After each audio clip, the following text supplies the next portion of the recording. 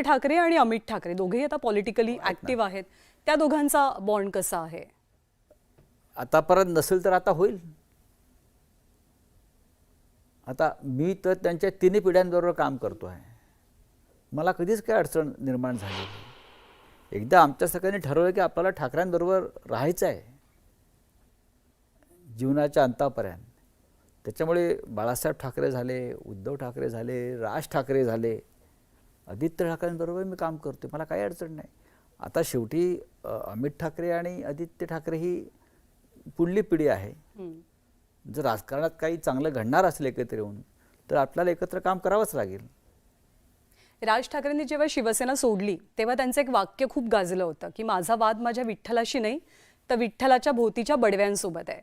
आषाढीच्या पूर्वसंध्येला दोन्ही ठाकरे एकत्र येत आहेत. राज ठाकरे एक पाऊल पुढे सरकत आहेत, उद्धव ठाकरे एक पाऊल पुढे येत आहेत.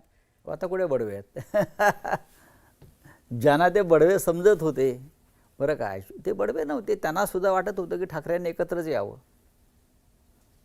आणि दोघांचा विठ्ठल हा बाळासाहेब ठाकरेच होता आणि सगळ्यांचीच पंढरी ही मातोश्रीच होती. ठीक आहे, जे चांगलं घडत आहे ते त्याच्याकडे आपण चांगल्या दृष्टीने पाहायला पाहिजे. शेवटचा प्रश्न की जेव्हा 5 जुलैला दोघे ठाकरे एकत्र येतील, तुम्ही त्यांचा सहवास अनुभवलेला आहे, पण जेव्हा ते चित्र दिसेल ॲक्च्युअलमध्ये ते फक्त डोळ्यात साठवाल, कॅमेऱ्यात क्लिक कराल, पहिली रिॲक्शन काय असेल तुमची? नाही, माझी रिॲक्शन अशी आहे की मी या सगळ्या याच्यातून गेलेलो आहे अनेकदा ना.